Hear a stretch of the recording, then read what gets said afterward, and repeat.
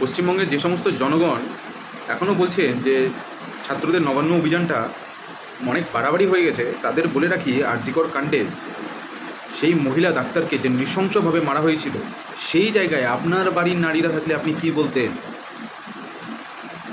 মুখ্যমন্ত্রীর সেই পুলিশরা সেই আসল অপরাধীদের ধরতে ব্যর্থ, কিন্তু এই ছাত্রদের আটকাতে খুবই তৎপর। এই তৎপরতা, এই নিরাপত্তা যদি সেই জায়গায় থাকতো, তাহলে 2013 সালের সেই কামদুনি ঘটনা, সেই ছাত্রীকেও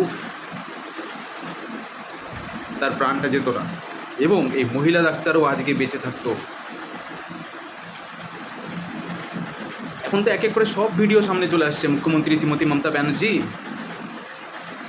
আপনি এবং আপনার অপদার্থ সরকার কিভাবে সেই মহিলা ডাক্তারকে মেরেছেন, এবং তার জন্য আপনার এই অপদার্থ সিস্টেম এখনও দায়ী। আমি বলছি এখনও দায়ী। সেমিনার রুমে, ক্রাইম সিনে এত সেই আপনার পুলিশ এবং তার সাথে আরও বাইরের যে বিভিন্ন লোকেরা প্রবেশ করলো কী করে? সেটা তো কাম্য ছিল না।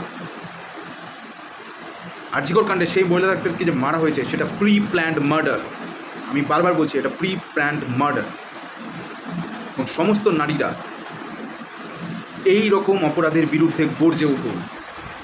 আমি আবারও বলছি, গর্জে উঠুন। ভুলে গেলে চলবে না, তিলোত্তমার আসল অপরাধীদের শাস্তি চাই চাই চাই। ভবিষ্যতে আরও এরকম কোনো নারী যাতে প্রাণহানি না হয়, তার জন্য গর্জে উঠুন। জয় হিন্দ।